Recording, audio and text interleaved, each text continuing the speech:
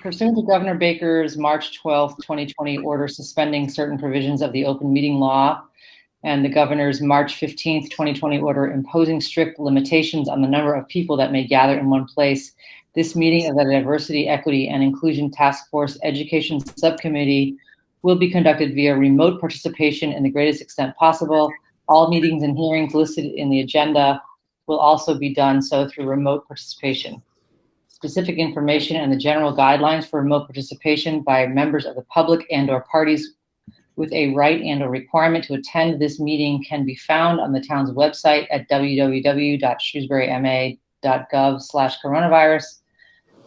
No in-person attendance of members of the public will be permitted, but every effort will be made to ensure that the public can adequately access the proceedings in real time via technological means.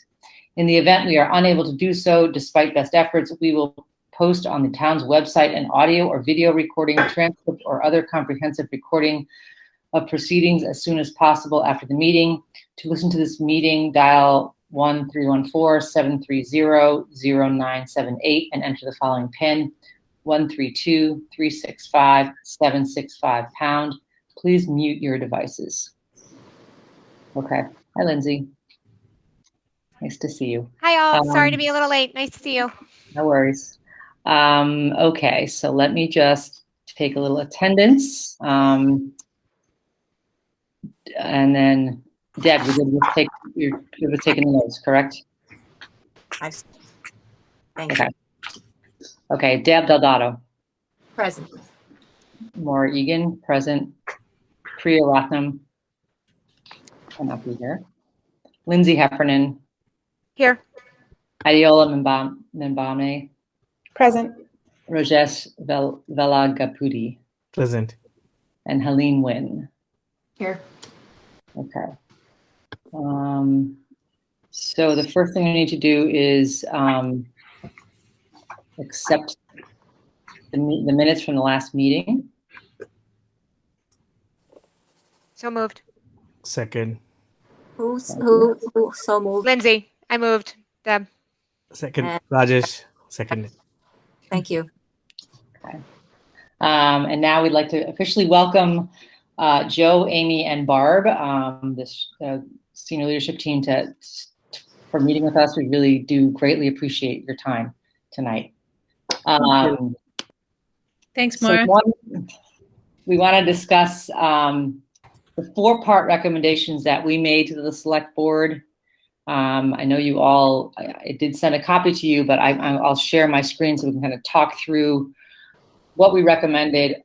A lot of the recommendations, actually, I know that, there's a lot of things in your strategic plan already happening with regard to this. So let me share my screen.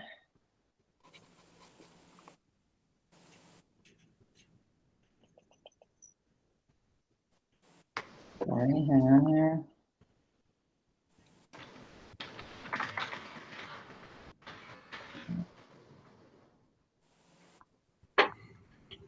Okay, so can you see this? Because now I can't see you.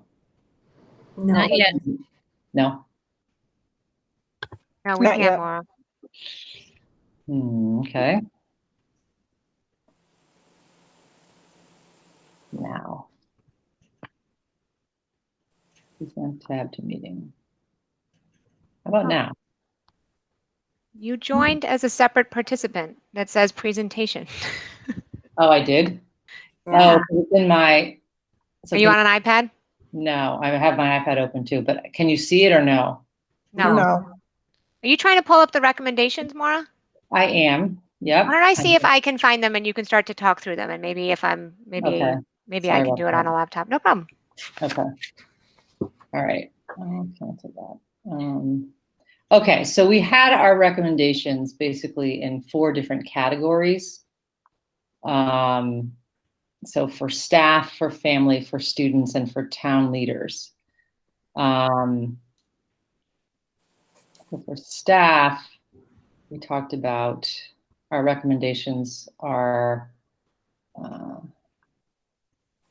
increase diversity in all staff across SPS. provide ongoing DEI training for all staff, offer differentiated training opportunities, continuous review and reflection of curriculum to ensure diverse voices, mandatory anti-racism training for new hires, add a line in the contract to disavow racism and bias, and include a section in the employee handbook that disavows racism and bias.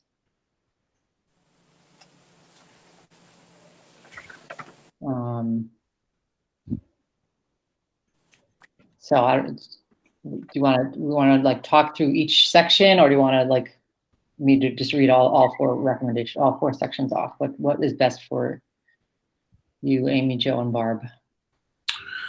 I think taking it a section at a time probably makes sense, Mara.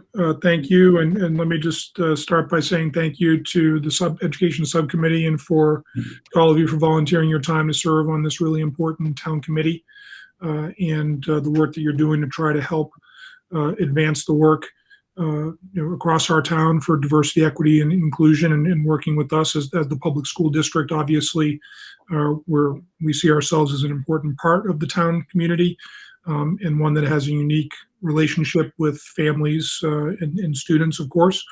So we appreciate the interest, and I know you've spent some time earlier this year interviewing Amy and interviewing Barb, and I know that gave a lot of good information to you about the work that's been happening in our schools, which I think has been substantive, but has not been, over the past year, have not advanced it as much as I would have liked. I think people are pretty understanding that it's been a doozy of a year when it comes to our capacity to do a whole lot in addition to just managing the pandemic primarily, as well as a budget crisis and redistricting students and a whole host of other things that were very deadline-driven kinds of things. But I want to be sure that people understand that we believe this work is incredibly important. And I think that we have a commitment to doing it. And I think one of the things, of course, that's important is to do it well, to do it so that it lasts. So those are all things that we're certainly committed to. I guess I'll start with the staff elements that you just mentioned, Maura. I think we're seeing some success right now in our hiring for next school year when it comes to diversity, and we don't have final numbers yet, but I'd say right now it's trending that we're actually having a more diverse hiring group for next year than we did this current year. And this current year, I think, was more diverse than the previous year. I mean, kudos to Barb and her team and our administrators for being able to, continue to look at ways to deepen the hiring pool and through the processes which are very thorough processes here in Shrewsbury as far as personnel selection. We are seeing a higher degree of candidates of color. And that includes, I know that Todd Bizidlo announced to the high school community recently the 2 new assistant principal positions that were named, and the 2 individuals who were selected were Na Wen, who is currently our director of school counseling, and Jeff Lane, who's currently our director of health, physical education, and family consumer science. And Na, as far as I know, I'll have to check with my folks at the Shrewsbury Historical Society, but as far as I know, certainly in my time in Shrewsbury, is the first person of color to be appointed to an assistant principal position at Shrewsbury High School. And we're pleased to see that outcome for sure in terms of the context of diversifying our staff more and our leadership team. In terms of, I'll defer to Amy on the training elements. I think that one piece that's just important in terms of just sort of technically is that any kind of collective bargaining contract, that's all negotiated in bargain language. Not that I would think that any of our unions would object to something like that, but in terms of that's not something that unilaterally we can just insert into a contract because that's a negotiated legal document. But certainly things like handbooks and other communications and other things that we're doing, whether that's with new staff or when staff are returning, communicating and underscoring our commitment to anti-racism and our commitment to diversity and equity and inclusion and belonging. It's good to be reminded of that, so I appreciated those suggestions. I don't know if there's anything Amy or Barb you want to add at this point under the staff category. Sure, I can talk a little bit about the training aspect. Thanks, Dr. Sawyer. There are different ways that we train staff, and one way is to send people out. And so as a result of attending state conferences on multi-tiered systems of support, where we saw Dr. Irvin Leon Scott for the first time, he became a person that we really wanted to engage in the Summer Institute, because often if we're working with a consultant and seeing about their fit for larger PD venues, we have them on a small scale first. With inclusion and equity, it was really important that everybody in the district heard the message at the same time, which is different from kind of our approach to PD in general, which is from a more differentiated standpoint. So some of the clear consensus of staff was that regardless of role, everyone needed to hear a common message about why the district was focusing on equity and inclusion and kind of what that looked like. And then from there, being able to build on some of the bias training that we've done and some of the other areas that are more role specific in terms of fostering the district vision. So this year we had Dr. Monte Jackson and Dr. Irvin Leon Scott come and jointly present. And then we had Dr. Monte come back. That focus on a common message that everybody will hear is something that's part of our plans for next year as well. In terms of differentiated training, there are different kind of informal, what we call job embedded professional development happening in the district too, and more, as you probably all know, has a key role in facilitating kind of staff discussion groups that have furthered learning in that way. When it comes to new teachers, we've long had as part of our induction culturally responsive teaching in the brain. So that was a focus of our new teacher orientation in our skillful teaching courses for a while, but thinking about how to embed that more and approach within each role is a next step, I think, for us. And so that's why the district as a whole is thinking about broadly, how do we train people to really implement universal design for learning so if this is the why, this is the how piece, and how can we get people to be more skillful in reducing barriers to educational access. And the only thing I would add is the steps that we're taking to increase diversity in our pools included starting to utilize the I Am Diversity site to post positions with the University of Massachusetts at Amherst, University of Massachusetts at Lowell, Worcester State, in Framingham State, which we hadn't previously done in a sort of organized or centralized way. In addition, we changed the wording in our postings, and I'm now receiving feedback back from individuals who are now emerging as finalists that, in fact, some of that language did appeal to them, that made a difference to them when they were applying to the district, and that they also appreciated reading online various things about the district that were appealing to them. So I think we've made a really good start on that. And, I'm pleased to see that we have some finalists that will improve the diversity of our staff this year, and in full-on teaching or counseling or guidance type positions. So I think it's going to be very helpful. Maura, can I just make a point here? So lovely to see you all in a different set of boxes.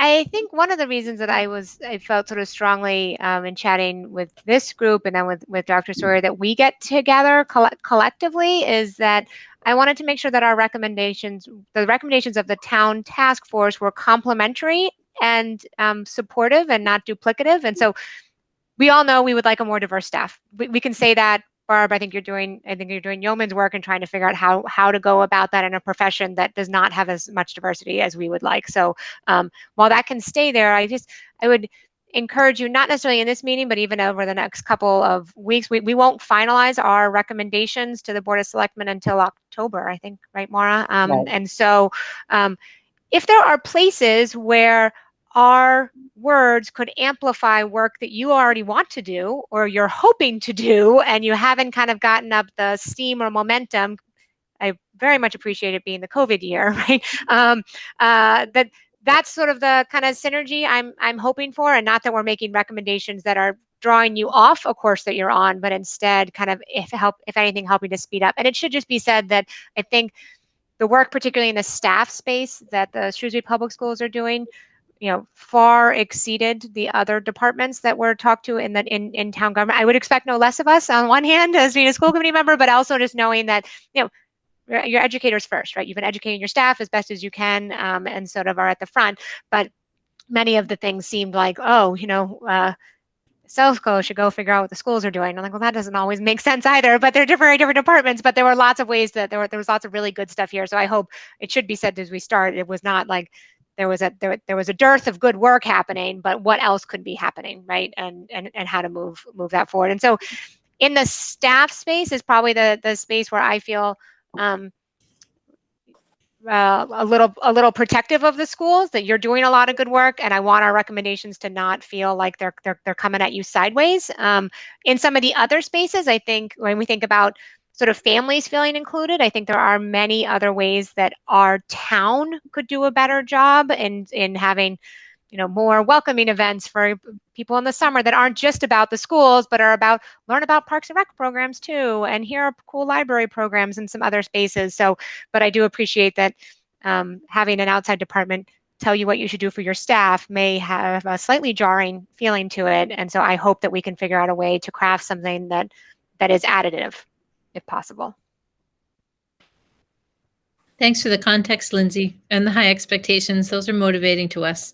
I think one of the things I was remiss in saying that really drives the training we offer staff is that we often elicit feedback from staff about what they think our priorities are, and or given our priorities, where their needs are. And so staff voices are also represented in our choices, and that's also something really important to us. Yeah, thank you for that clarification, Lindsay.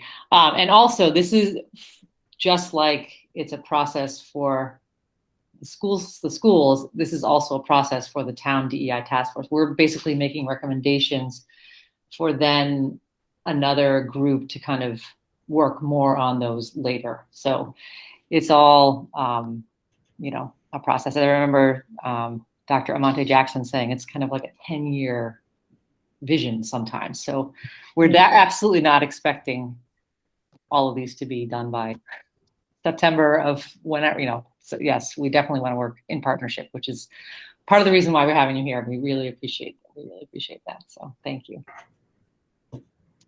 All right, so we'll just move on to family. So family implements strategies to engage and make all families welcome. Work to make the PTO body more a reflection of the student body. Provide language translations for all reports going home to families. Include interpreters at all family events, possibly parent volunteers. All meetings which involve SPS include translation and closed caption. Include more multicultural events in the schools and the PTO meetings. Review the fee structure for all schools and town activities to ensure all families can be included. Offer a sliding scale fee for students on free and reduced lunch program for school and town activities. We realize that you're just school-based, but solicit donations to be used for families who cannot meet the fees for schools and town activities. Thanks. So maybe I'll just start, Mara. I appreciate that. A few of these things are things that, as you mentioned earlier, are already happening. I think I'll go in kind of reverse order here. Mm-hmm. One of the things that the district was actually cited for in winning an award from the Educational Business Managers, School Business Managers State Organization around doing innovative things to raise funds is a program we have that's through our online payment program to help erase debt for families that might have fallen behind with school lunch debt or debt because of bus fees or fees related to athletics or other kinds of school activities. So we're doing some work like that already that we're pleased with. It was been a pretty popular program. It's a slightly different flavor to kind of thinking about doing it in advance, like creating some kind of solicitation up front. So that's interesting and something we certainly should take under consideration. I think every fee that we offer or require, there is some sort of offset for students who qualify for subsidized lunch programs. So that's something that has been in existence and will continue to be in existence for school department activities. Sometimes they're slightly different depending on the program, but there's always some kind of discounted or subsidized fee based on that qualification. And in terms of the fee structure itself, probably Lindsay can speak better to this than I can as a member of the school committee. I know the school committee routinely talks about they wish that we didn't have to have any of these fees. We know that it can get in the way of people making decisions to participate or not, and that's something that we're sensitive to. It's unfortunately part of the landscape and has been for a number of years now, and is for most Massachusetts school districts. So I think being sensitive to how we can, lower those barriers wherever we can is important. I know we actually have had in the past some generous donors who have donated money to the high school athletics department, for example, and the athletic director, Jay Costa, is always communicating both overtly and behind the scenes to students that, please don't let paying the fee get in the way of you trying out or being on a team. We can find ways to subsidize, even if you don't qualify, but there may be families that have fallen on hard times but don't technically qualify for free and reduced lunch. And I know that over the years we've made a lot of that work for kids who otherwise might not have participated. So it is something that we're sensitive to, and we're always looking for better ways to do that better. In terms of, I'll just talk a little bit more about sort of financials and then let Amy or Barb speak to some of the other elements here, perhaps. And Amy, having been a principal, and myself as well, we have a little background into how things work at the school level as well. And certainly interested to see the recommendations about translations and interpretations, utilizing tools that we do have.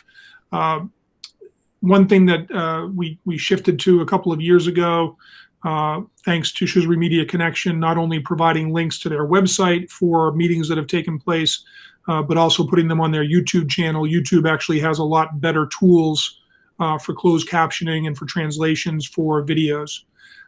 That's not something, to my knowledge, that's available in real time. Although I'm not, because usually they put the video up on YouTube the next day after meetings happened.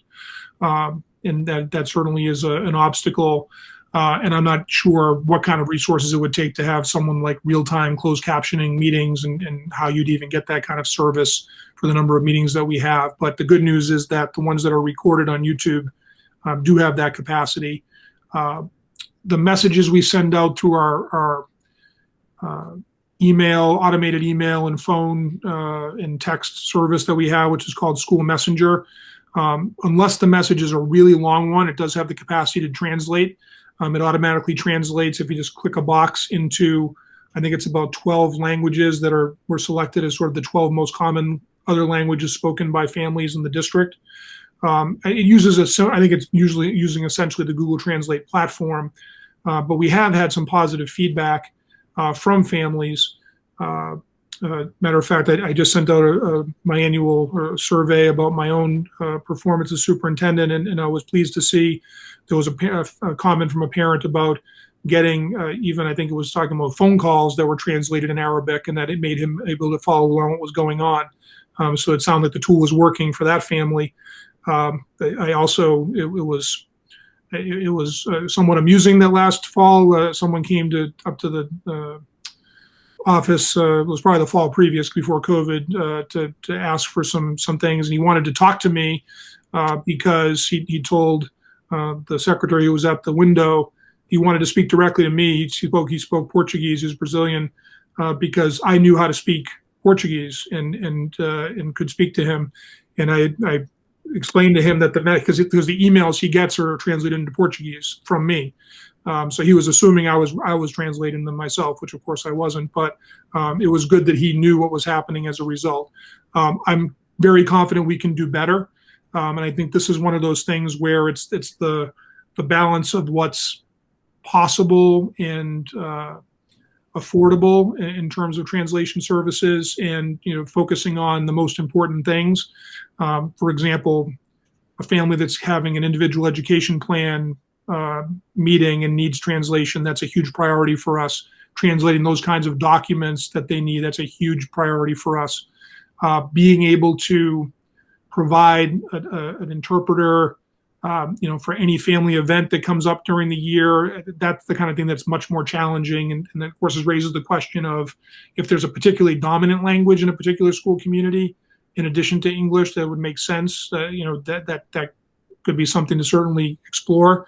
But in a lot of our schools, we have so many different languages that are being spoken. I think it would be hard to consider like what we reasonably could do in terms of the number of interpreters we could have. I think there's a message there, or a suggestion around parent volunteers. I think, Amy, you even mentioned when you were principal at Coolidge, you would often rely on or ask some parents who were comfortable helping you out with some of these different elements. But we also don't want to impose upon parents either, just because they happen to have that dual language ability. So it definitely is a tricky landscape. I think with technology, there's been more opportunities to do better with that. And then part of it is looking at, are there some services? There is a service this year we were able to access that's a phone-based, like on-demand translation or interpreter service that we previously didn't have. And it's not inexpensive, but it's important to be able to have that access for important phone calls where that language barrier might be there. If a principal really needs to speak to a parent and there's a language barrier, they can use that service in real time. So I know we have made some strides, but I think we have to look at ways to continue to move in that direction. But Amy, anything else that you would add to that? Yeah, I certainly think, PTOs are really important forms for families to be engaged in school, but some of the things I wrestled with as a principal was that sometimes families would know about the event but wouldn't attend. And then the challenge for me was figuring out, why are they not attending? Does it have to do with when the meetings are happening?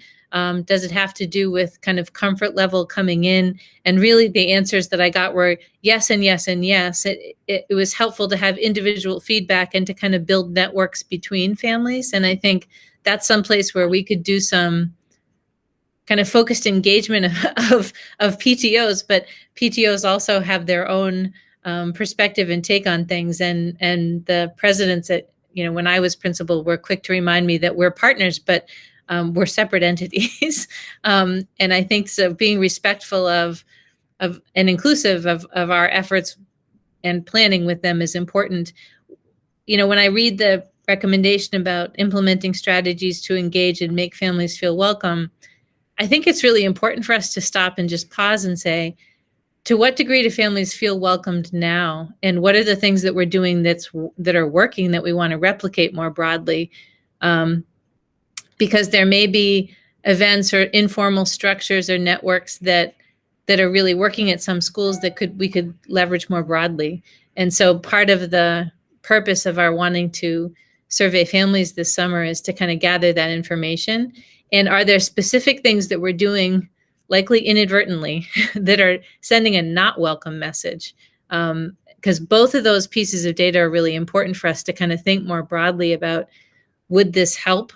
And how can we kind of do no harm in that first impression? I reflect on kind of sometimes the first time I would meet a new family would be when we're registering kids for kindergarten. And before that process starts, we are screening incoming kindergartners. And I would learn an awful lot about incoming families because they would accompany their kindergartners into the school. And I could see which families already were connected to each other because they would greet and or recognize people, and which families, were returning families with older siblings, and which families were new and kind of shy about being in the building. I think being really intentional about how we foster not just the way we greet the student for the first time in that screening, but how do we greet the family during those important pieces are really important. Those are opportunities, I think, that if we had common messaging or support from the town, Lindsay, I'm mindful of what you said about that, that would be helpful, because I think sometimes it's more missed opportunity than messaging gone awry. But I want to get some data from families before planning on that, because I think that information is just really powerful. I'm also starting to think about these recommendations, and this is, I'd say to all of my subcommittee members, that we have sort of recommendations that maybe clearly are more directed towards the district and the work of the district, and then recommendations that are geared more towards the school committee, right? So the district themselves don't control the CBAs, the school committees do. Like that's part of our job. And so there are recommendations for that venue. And there are also recommendations more broadly to the community, i.e. the Board of Selectmen, but also other community members like PTO presidents, right? I envision a school committee meeting in the fall, hopefully in person. We can invite people, or we could, invite members of this subcommittee, and maybe we invite the PTO presidents, like that we see you as part of this, and we can kind of have this as everybody has some different levers that they can pull and they can work on. And we hope that obviously the tone and setting it collaboratively is important, and we're not here to be accusatory, but to sort of ask how we can all be better. As we're going through these, I'm like starring some in my head, like who's the right audience for some of these, and then how do we continue? And this is a first draft. How do we continue to refine them to make them better? Some of them already feel like they bucket one another a little bit, or they could be worked on. And while the categories made sense at first blush in our thinking, maybe there's another way too, about sort of like who has the ultimate responsibility on some of these. But all right, I'm sorry. Do you want me to scroll forward, Maura? I'm sorry. I'm forgetting I'm control. Yeah, you can. So just to follow up on what Lindsay was saying, and Amy and Joe, these recommendations were done in March, and things have changed. And we actually do also, I know, Amy, you were just talking about sending a family survey out. The town DEI task force has just dropped a survey that we're going to be spreading like all over town, which includes, questions about how do you feel included? So there may be some information, in schools, in Park and Rec, how do you feel included in different places? So again, if we can work collaboratively, we can maybe find out something. We might find out some information that will really help with our schools. Yeah, that sounds great. Yeah, go ahead, Lindsay, if you want to scroll down to students. I know this one's, sorry, I split the page here, but so students, equal access to all curriculum by gen ed students, special ed students, and English language learners, regularly engage with students regarding the climate in their schools, classrooms, and school activities, continue to collect data on who is receiving special education services, participating in sports, on the honor roll, taking AP courses, participating in clubs, collect and share data about who is disciplined and what the disciplinary actions are. School climate, possibly conduct a whole student population anonymous survey. Within the survey, ask students what school activities they participate in. This, I think, ties right, again, this was done in March. We do not know you're doing the panorama survey, so this, I think, ties right into what has just happened. So. Yeah, maybe if Amy can start to talk a little bit about panorama so people can understand what that is. And then there's a few things I certainly can comment on here as well. But Amy, you want to talk about that, panorama? Sure. Panorama is a survey tool. It's a company that engages in collecting data by question set. So it's not anonymous in the sense that when students answer questions, you can track a student's score in general, but you can't see a student's specific answers to one question. So to give you an example, students in grades 3 to 12 answered questions about social awareness, self-efficacy, and emotional regulation. Let's say there's 10 questions in social awareness. You'd get an overall score for that student for that set, but you couldn't see what determined the score. And that just helps us get a sense of how a student is feeling from a social and emotional perspective. And this year, we also asked equity and inclusion questions. So I'm trying to give you a sense about what some of the social emotional awareness questions would be, just so you get a feeling about it. each survey can have different components, and districts are encouraged to choose between 3 to 4 components so that the survey in itself doesn't take more than 15 minutes to administer.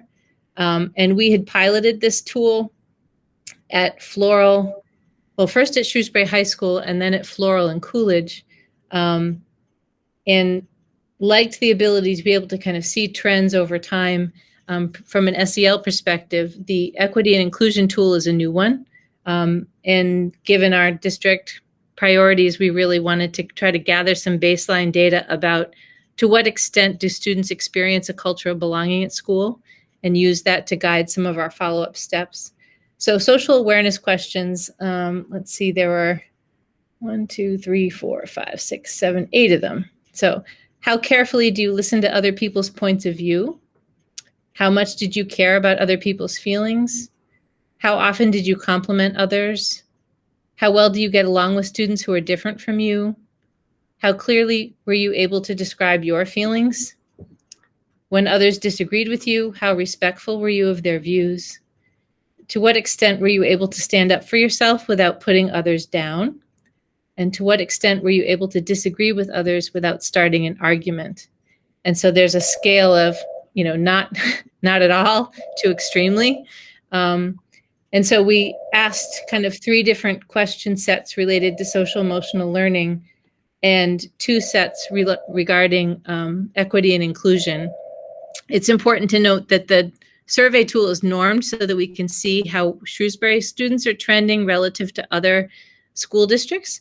But for that reason, it's also limiting in the sense that the SEL survey is appropriate for grades 3 and above, but the equity and inclusion topics are really only geared for grades 6 to 12. We administered the equity and inclusion survey to grade 5 because they are part of our middle school group, and we felt like that wasn't too much of a stretch, but we'll only have data on equity and inclusion for students in grades 5 to 12. So, as Amy's mentioning, it's important for us to get a sense of how students are feeling about these things, and it was good to have a tool that allows us to get some norms against, what other sort of the population generally in the United States of kids who are taking these surveys, and so that will be interesting data that we'll get sometime over the summer, and I know we'll present that publicly, I'm guessing in the new school committee year in September. And let people know what the story is there. And I know there's a companion survey for parents that we referenced, and that may be something we do at the beginning of the school year. And we'll look forward to seeing the results of the survey your group has put out, because that will be really interesting to see what the perspective is relative to the schools and wherever the items engage around things that are connected to our schools. In terms of some of the other elements here, I think that there's a question about discipline data. We are required to report discipline data every year to the State Department of Education, who in turn, and also it's also a federal reporting piece. Sometimes it's one and the same data, but it goes to both places. And there is data on our profile page with the Mass Department of Elementary and Secondary Education that you can look back as far as discipline relative to serious disciplinary situations over time that are disaggregated by student group. Some years that data does not show up because the number of infractions that required something like a suspension were so low for a particular group that they don't report it to protect anonymity. One thing that I am going to be looking at with our leadership team for the next school year is, are there some ways to do some other internal data collection as a school district that would help signal some of the less serious infractions to see if we can see anything in terms of the data relative to how that looks in terms of what students may be being referred to the office by teachers, for example, for certain kinds of behaviors or whatnot. By and large, we have very strong positive school cultures, and like any other school district anywhere, of course, we have kids who make bad decisions and who behave in ways we'd rather have them not, sometimes more serious than others, in figuring out how to connect that to sort of the who, as you say, in terms of by category. We just have to be extremely careful with this kind of work because there is very significant legal framework protecting student confidentiality. I know that families sometimes get frustrated. There's been a conflict between two students, and we take disciplinary action against a student because we feel it's warranted. And the family of a student who may have been the subject of that inappropriate behavior, demands to know. I want to know what consequence that other student received, and we can't share it with them because we're precluded from doing that by the law. And so I know that in a general sense that can be frustrating too, and that we just have to make sure that we're not inadvertently identifying someone, because sometimes there are situations that happen in schools or among school children or young people that are higher profile than others. And certainly we don't want a situation where someone can look at some sort of data that we report and put two and two together between something that's a fairly public situation or something, of course, this day and age where we're always concerned about what people are sharing in a very public way on social media. And we wouldn't want that to connect with something we're officially reporting, and again, betraying someone's identity when that would not be appropriate. But the gist of the issue, though, to make sure that we're being fair around what does that look like across different student demographics, the point's well taken, and that's an area that I think we can make some do some things to maybe help with that, and hopefully see what the landscape is, and hopefully be reassuring in the way that's being handled, and that individual groups are not appearing more frequently than they otherwise would based on their proportion in the district. As far as the other piece there, I think that's key, similarly about data, like, what does it look like for participation in different aspects of the school program, whether that's athletics, whether that's advanced placement courses, or things that you mentioned there. And that is something that we very may well be able to use our own data set that exists already in PowerSchool. And that is something, as a result of your recommendations, we're going to explore with our data specialist to see, we may have stuff that already exists that we can convert into some information that would be of interest. And so that's definitely on the to-do list for this summer as well. So we appreciate you pointing that out. And the final student piece, I guess, here that I would just say is to pass it back over to Amy, is around curriculum and equal access. Of course, there is a very significant legal framework that requires us to provide equal access to education for all kids, whether those are kids with learning disabilities, whether those are kids, whether that's under that federal law known as the IDEA, Individuals with Disabilities Education Act, or whether that's under Title IX or under Title VI, or a whole variety of other federal legal structures. We actually just did thanks to Ms. Malone, we actually just did an updated training this spring with our principals and assistant principals relative to Title IX to make sure people were aware of sort of what the protections are that are afforded under Title IX and what our responsibilities are to investigate or in situations that may involve Title IX. So that's one place we've been paying some close attention to. But we certainly want to be sure not only we're doing what we need to do legally, but that we are, people obviously are perceiving that they have equal access or are equally welcome to try different parts of the educational program. So as far as curriculum access and things of that nature, I don't know if Amy, if there's something else you'd want to add on that topic. Sure. I think we learned a lot with the pandemic in terms of what people are experiencing as barriers. And when I say people, I mean both families and individual students. So one of the reasons we expanded the iPad program, for example, is that we wanted to remove technology as a barrier to being families able to access remote plans. And we assembled kind of teacher teams so that regardless of what teacher a student was assigned to, they'd get the same emphasis on content. And we chose standards that were going to be really important for success in the following year.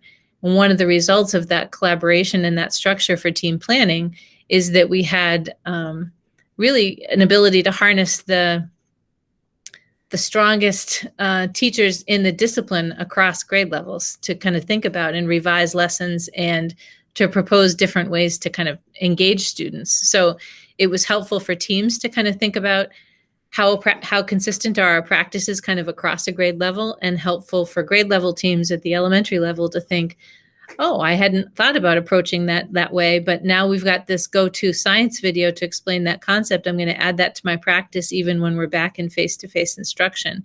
I think one of the bigger issues related to that is kind of updating curriculum materials and making sure all of our students can see themselves reflected in the curriculum. So for example, we have a textbook that we're not necessarily teaching history from the textbook per se in grade 3, but it's a go-to textbook for some key historical information on Massachusetts called Massachusetts Our Home. And, there's a new, I happen to have it here, actually.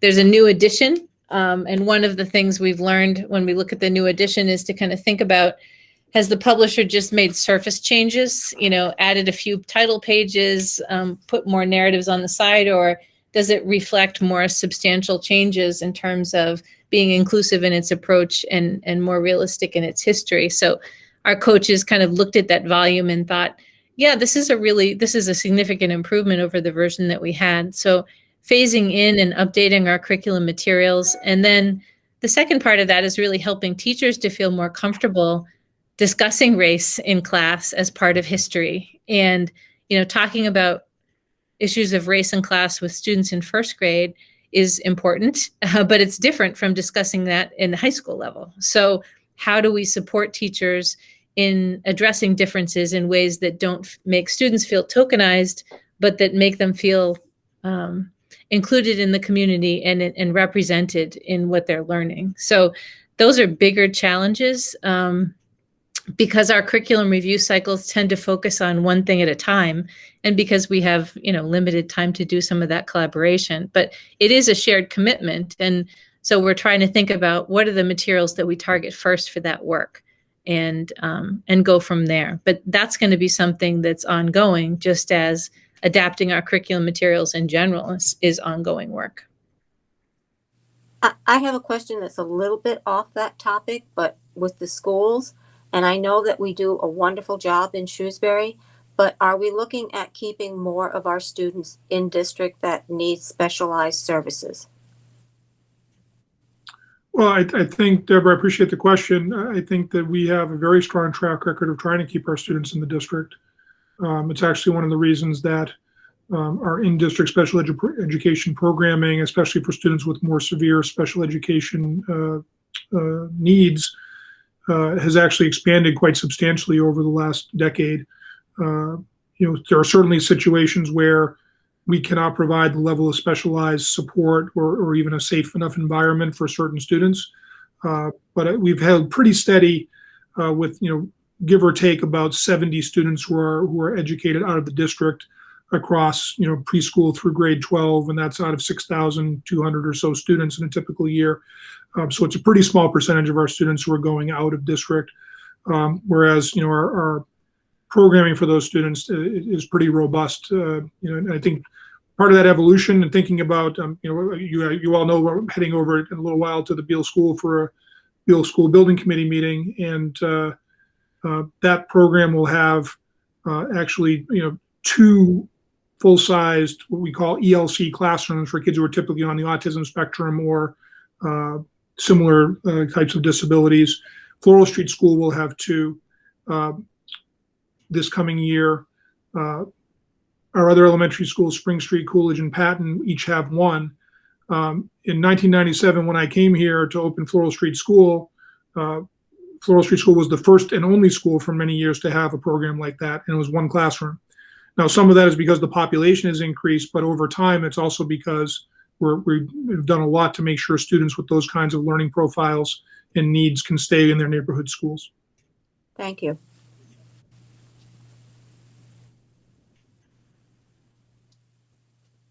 Okay, so you have 6 minutes, and I really do want to give you a chance to breathe, and I think we all wanted to do that. So if I know you had mentioned that you take, and Lindsay's idea of kind of let's look at this and make sure that we're working together. So we can just kind of, if you have time over the next couple of months to look at ways that we can help you. That's really what we're here for, is to help you to help our town. So, from these recommendations, are there things that we can do to help you move what you feel is the most important, your ideas, the most important ideas forward? And I want to get I really appreciate that, Maura, and I think that as we are doing some of the planning, as we sort of landed the plane for this extraordinary school year, and we are in full already mode of planning for next year. We've been hiring new staff and finalizing the hiring. That process has been happening throughout the spring. And part of our work right now is to set up our planning for our leadership team's work over the summer at our annual Summer Leadership Institute, and as well as our full district leadership team meeting in late August, and then doing the planning for the professional development our staff will have next year. That's all being finalized. And I think that, and Amy can add some flavor to this as well, for sure, part of our leadership work this summer is going to be shaping in a more specific way some of the planning around how we can address issues of diversity and equity and inclusion and belonging with our students, and making sure that our leadership team is on the same page. And obviously things are going to look different in an elementary school than at the high school, and these things will have to move down through using school councils at each school as we start to get back on track with school improvement plans that each school does over time. But I think that, how we can be sure that we have some concrete plans in place that say, this is what we're intending to do, here's when we plan to do it, and empower people to keep doing this work well. So I think that will dovetail nicely with what you're trying to accomplish, and we certainly can stay in close communication around how that is going as we start to develop things that are going to be presented in a more formal way by the school department. But Barb or Amy, is there anything else that, from your perspective, some of the conversations we've had as a leadership team that might inform that question? I think where both groups have been thinking along the same lines, which is to kind of take what can be kind of its own separate issue and think more systemically about it. So our work, I think, will in the next few years will be guided by coming up with almost a strategic plan for equity and inclusion, so that we can make sure that we are aligning some of the systems that are already in place to be more in tune. So we know, for example, that we're talking about social emotional learning and how important it is to kind of weave that into the academic day, making sure that we're thinking about social emotional learning with an equity and inclusion lens is going to be key. So that from an educator standpoint, it doesn't feel like yet another thing. And trying to similarly align like new staff induction and orientation and professional development to our planning is really important. So one of the things that has made it a focus for the Summer Leadership Conference is the feedback from the consultants that we've been working for is, if the leaders don't have a really solid grounding in what the look-fors are in the subsequent years, you miss an opportunity to kind of reinforce the work. You don't want it to stay at the training professional development level. You want to really think about, so as people are learning about these concepts, how does the behavior of adults in the school change? And what are the changes that students will experience? And let's really think strategically at that level, because then we can follow up on what do action steps look like? And that's the school improvement process that Joe is alluding to. And I think we have to develop that vision with the leadership team and make sure that we're all on the same page, so that that consistent messaging that happened initially with professional development then carries over into the experience that individual educators have in their buildings. And the notion would be like, we're all on the same page with this, much as when we started co-teaching, for example. Different teams got opportunities to learn about co-teaching at different times, but the message was universal. And I give Meg Belcito and the student services team a lot of credit for thinking really strategically about how we were going to roll that model out, how we were going to make sure it was rolled out consistently, how teachers are going to understand how to add to their practice as a result, what the role of the special educator and the regular educator was going to be. We have to do that same kind of planful approach with equity and inclusion. And so that starts the summer with the leadership retreat, and then thinking about, so now that everybody's had some common messages about equity inclusion, what does the next step look like in terms of training, and what kind of supports do staff need? I agree with both Amy and Joe on what they're talking about. And it's both hiring more diverse individuals into our roles, but it's also creating an environment that's welcoming of more diverse individuals into the roles. So we really work together to try to get those things to meet at the right point, so that as we're bringing new educators into the system, they're encountering a culture that they feel very comfortable and accepted in. Maura, can I just add? So as the district leadership team is sort of thinking, I think, you know, part of the why we want, thanks for making time for us in June when school year's over.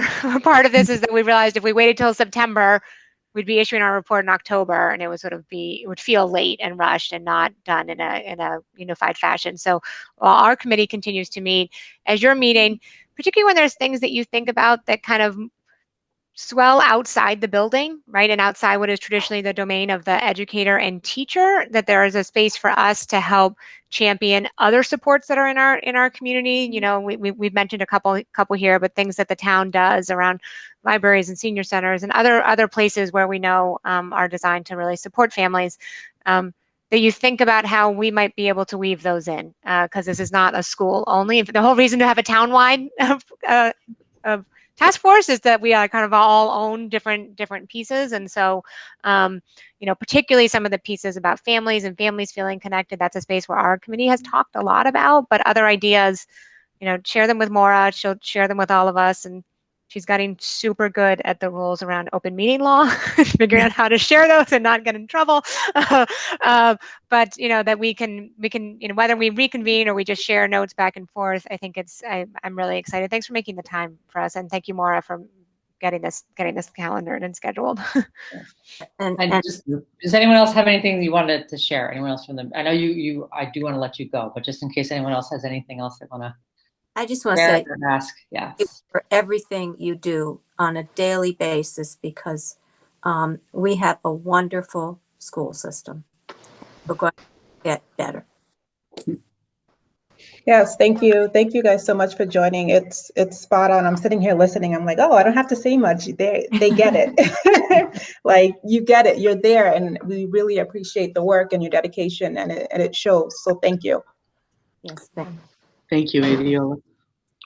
Yeah, thank you to all of you. And again, thanks so much for taking the time and spending the time doing this important work for our community. And I do think there'll be some synergies between the work you're doing and what we're trying to do here in the school district. And it will be imperfect, of course, but you know, we have an obligation to keep moving forward and making sure that our students know that we want all of our students and our families to feel unconditionally accepted for who they are, and that's something that you know, we know that that's good for kids, and we know that's good for education. So it's not easy work all the time, for sure, but there are some small steps we can take that could get some traction, and then over time there will be bigger things that happen. But I think this coming year we're going to start gaining some momentum, I think, as things get back to a little bit more normalcy as far as outside of the pandemic, and I'm excited to see how that's going to evolve. Thanks so much, everybody. I have to run. Appreciate your time. Thank you. Thank you very much. Thank you all. Next meeting. Thanks. Thank you. I know, Helene, you have to go too. Yes. Okay. Yeah. I'm going to the building committee meeting. Sorry. Okay. We officially adjourn, I guess, just so we can. I'll make a motion to adjourn. Okay. Second. Okay. There you go. Thank you. Thank you. Thanks, Thanks for Maura. making this happen, Maura. Have fun on vacation. Thanks.